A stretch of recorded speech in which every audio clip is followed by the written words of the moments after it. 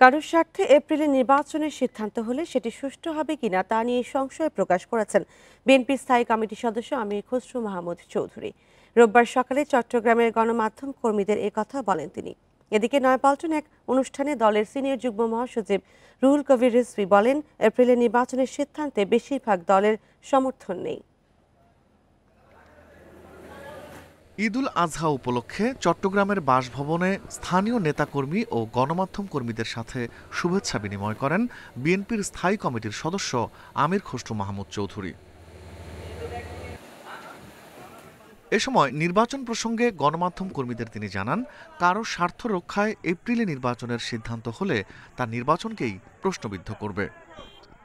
কাদের জন্য এই সমস্ত নির্বাচন পিছিয়ে দেওয়া হচ্ছে, কাদের জন্য এই সুবিধা সৃষ্টি করা হচ্ছে, এটার লাভবান কারা হচ্ছে? তাহলে কি আগামী নির্বাচনও কি এই যারা আছে তারা কি প্রভাবিত করে তাদের দিকে নিয়ে যাবে, তাদের মতো করে নির্বাচন করবে? এদিকে নয়াপল্টনে বিএনপির কেন্দ্রীয় কার্যালয়ের সামনে বাংলাদেশ জাতীয়তাবাদী রিকশা, ভ্যান ও অটো চালক দলের উদ্যোগে আনন্দ সমাবেশে কথা বলেন দলটির সিনিয়র যুগ্ম মহাসচিব রুহুল কবির রিজভী। যে সরকার ছিল জনগণ বিচ্ছিন্ন সরকার, যাদের ভোটের কোনো দরকার হতো না, বলেন, এপ্রিলে নির্বাচনের সিদ্ধান্তে বেশিরভাগ দলের সমর্থন নেই। ডিসেম্বরেই নির্বাচনের দাবি জানান তিনি। ডিসেম্বরের মধ্যেই নির্বাচন নিশ্চিত করুন, কারণ ডিসেম্বরে শীতকাল থাকে, মানুষ অবলীলায় নির্বিঘ্নে ভোট কেন্দ্রে যেতে পারে, নির্বিঘ্নে ভোট দিতে পারে এবং এই সময় সমস্ত পরীক্ষা শেষ হয়ে যায়, একটা স্বস্তি থাকে। সুতরাং এটাই হচ্ছে উপযুক্ত সময়, এই সময়ের মধ্যে নির্বাচনের ব্যবস্থা করুন। এটা যদি করতে পারেন জনসমর্থিত হবে। অন্তর্বর্তীকালীন সরকার যে কোনো দিকে ঝুঁকে পড়ে না, কোনো দিকে হেরে পড়ে না, সেইটা প্রমাণ হবে। সরকারের গ্রহণযোগ্যতা ও নিরপেক্ষতা প্রমাণে সম্মিলিত মতের প্রাধান্য দেওয়া উচিত বলেও মন্তব্য করেন তিনি। আপনাদেরকে বলবে অমুক দলের সমর্থক ছিলেন। Rifat Alam, independent news, Dhaka. গভীর রাতে দেশে ফিরেছেন সাবেক রাষ্ট্রপতি আব্দুল হামিদ। রোববার রাত 1টার দিকে থাই এয়ারওয়েজের একটি ফ্লাইটে দেশে ফেরেন তিনি। হযরত শাহজালাল আন্তর্জাতিক বিমানবন্দরের নির্বাহী পরিচালক group captain SM. Ragib Samad তার দেশে ফেরার তথ্য নিশ্চিত করেছেন। জানা গেছে, দেশে অবতরণের সময় সাবেক রাষ্ট্রপতি আব্দুল হামিদ কোনো বিশেষ নিরাপত্তা নেননি। সাধারণ যাত্রীদের মতোই হুইল চেয়ারে করে প্রবেশ করেন তিনি। রাত 2:30টার দিকে তিনি বিমানবন্দরের ভিআইপি গেট দিয়ে বেরিয়ে যান। চলে অভ্যুত্থানের সময় গুলির ঘটনায় তার বিরুদ্ধে কিশোরগঞ্জ সদর থানায় একটি হত্যা মামলা রয়েছে। গত 8 মে গভীর রাতে চিকিৎসার জন্য ব্যাংককের উদ্দেশ্যে ঢাকা ছাড়েন আব্দুল হামিদ। তার দেশ থেকে ব্যাপক ক্ষোভ তৈরি হয় ছাত্র জনতার মাঝে। বিভিন্ন স্থানে হয় বিক্ষোভ কর্মসূচি। দায়িত্ব অবহেলার অভিযোগে 3 পুলিশ কর্মকর্তার বিরুদ্ধে ব্যবস্থাও নেওয়া হয়।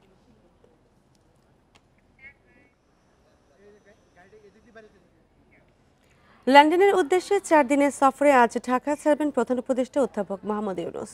পররাষ্ট্র মন্ত্রণালয় জানিয়েছে, এই সফরে যুক্তরাজ্যে পাচার হওয়া অর্থ ফেরত আনার বিষয়টিতে সর্বোচ্চ প্রাধান্য দেওয়া হবে। রাষ্ট্রীয় দায়িত্ব নেওয়ার পর প্রধান উপদেষ্টার এটিই প্রথম ইউরোপ সফর। সরকারি সফরে 11ই জুন ব্রিটিশ প্রধানমন্ত্রী কির স্টারমারের সাথে দ্বিপাক্ষিক বৈঠক করবেন অধ্যাপক ইউনূস। পরদিন রাজা তৃতীয় চার্লসের সাথে দেখা করবেন তিনি। যুক্তরাজ্যে পাচার হওয়া অর্থ ফেরত আনার বিষয়টিকে প্রধান উপদেষ্টা সর্বোচ্চ গুরুত্ব দেবেন বলে জানিয়েছেন পররাষ্ট্র মন্ত্রণালয়।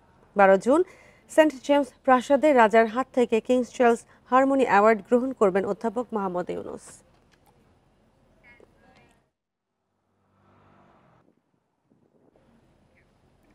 বাড়ছে করোনা সংক্রমণ, তাই ঈদ যাত্রায় ট্রেনে ফেরা যাত্রীদের মাস্ক পরার পরামর্শ দিয়েছে রেল কর্তৃপক্ষ। সবাইকে স্বাস্থ্যবিধি মেনে চলার আহ্বান জানিয়েছেন চিকিৎসকেরা। এদিকে করোনা সতর্কতায় বেনাপোল সহ সব স্থলবন্দরে শুরু হয়েছে প্রাথমিক স্বাস্থ্য পরীক্ষা। ঈদের দ্বিতীয় দিনেও কমলাপুর থেকে ট্রেনে ঢাকা ছেড়েছে অনেকেই। তারপরও সোমবার থেকে শুরু হচ্ছে ফিরতি যাত্রা। এরই মধ্যে বাড়তে শুরু করেছে করোনা সংক্রমণ। এ পরিস্থিতিতে সতর্ক করা হয়েছে ট্রেন যাত্রীদের। সবাইকে মাস্ক পরার অনুরোধ জানানো হয়েছে, কিন্তু তথ্যটি এখনও যাত্রী ও রেলকর্মীদের কাছে পৌঁছায়নি।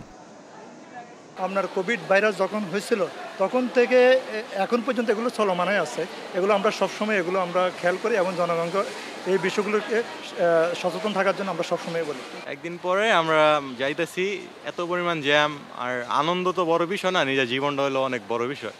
আর এত রিস্ক নিয়ে যাওয়া অনেক দুর্ঘটনা হয়। একটু ঘুরতে আসলাম, রমনা পার্ক ঘুরলাম, এখন আবার চলে যাব।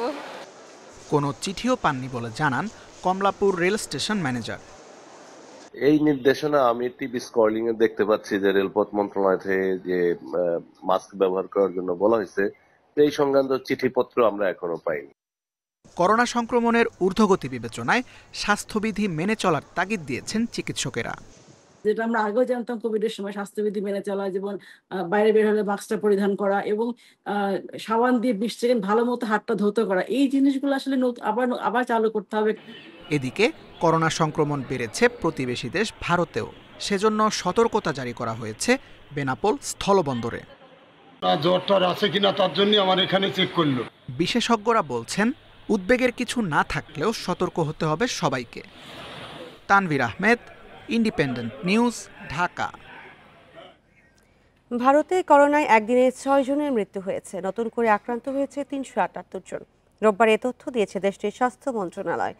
করোনা মারা যাওয়াদের মধ্যে 3 জন কেরালার বাসিন্দা, কর্ণাটকের 2 জন এবং তামিলনাড়ুর 1 জন।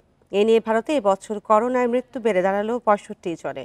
এছাড়া কোভিড রোগীর সংখ্যাও বেড়ে দাঁড়িয়েছে 6133 জনে।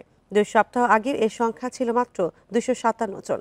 টাইমস অফ ইন্ডিয়া জানিয়েছে সবচেয়ে বেশি রোগী শনাক্ত হয়েছে কেরালায়, এরপরেই রয়েছে গুজরাট, পশ্চিমবঙ্গ ও দিল্লি। বরগুনায় বেড়েছে ডেঙ্গু রোগীর সংখ্যা। চিকিৎসাধীন অবস্থায় এবছর মারা গেছে 2 জন ডেঙ্গু রোগী। এছাড়া অন্য জেলার হাসপাতালে উন্নত চিকিৎসার জন্য পাঠানো রোগীদের মধ্যে মারা গেছেন আরও 6 জন। চিকিৎসক সংকটের কারণে সেবা দিতে হিমশিম সদর হাসপাতাল কর্তৃপক্ষ। পর্যাপ্ত ওষুধ না থাকার কথাও জানিয়েছেন জেলা সিভিল সার্জন।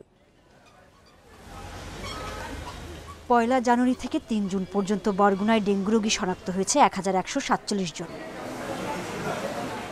রোগীদের অভিযোগ, হাসপাতাল থেকে দেয়া হচ্ছে প্রতিদিন 4টি প্যারাসিটামল ট্যাবলেট। স্যালাইন সহ বাকি সব ওষুধ কিনতে হচ্ছে বিভিন্ন ফার্মেসি থেকে। এছাড়া পরীক্ষা নিরীক্ষা করতে হচ্ছে বেসরকারি ডায়াগনস্টিক সেন্টারে।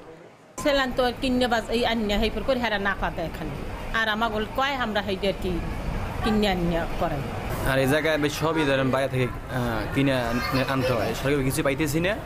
এদিকে মশা নিধন কার্যক্রম শুধু শহরের মধ্যেই সীমাবদ্ধ, তাই প্রান্তিক মানুষকে সচেতন করতে মাইকিং ও সভা সেমিনার করার দাবি স্থানীয়দের। বরগুনা জেলাতে দেখা যায় শুধুমাত্র এই পৌরসভার মধ্যেই শুধু এই প্রচারটা হয়, কিন্তু প্রান্তিক অঞ্চলে এই জায়গাগুলোতে কোনোভাবেই প্রচার আমরা দেখি নাই। গ্রাম অঞ্চলে স্কুলে, প্রাইমারি স্কুল থেকে হাই স্কুল, মাদ্রাসায় সবখানে যদি আমরা ক্যাম্পিং করতে পারি, আমি মনে করি তাহলে এই ডেঙ্গু নিরোধন সম্ভব। বরগুনা জেনারেল হাসপাতালে 54 জন চিকিৎসকের পদ থাকলেও আছে 18 জন। ডেঙ্গু রোগীদের চিকিৎসায় পর্যাপ্ত ওষুধ নেই বলে জানিয়েছেন সিভিল সার্জন। আমাদের আক্রান্ত রোগীর ক্ষেত্রে সাধারণত শিরায় প্রয়োগকৃত যে স্যালাইন সেটা দরকার পড়ে, সেগুলোর যথেষ্টই সংকট আছে। আমরা এটাকে এখনো অ্যারেঞ্জ করতে পারছি, আমাদের সংকট কাটিয়ে উঠতে পারছি। আশা করছি এটা দিয়ে মোকাবেলা করা সম্ভব হবে। বরগুনাকে সর্বোচ্চ ডেঙ্গু আক্রান্তের জেলা ঘোষণা করেছে স্বাস্থ্য বিভাগ। Independent news. আর এই ছিল এখনকার সংবাদে। ধন্যবাদ সবাইকে।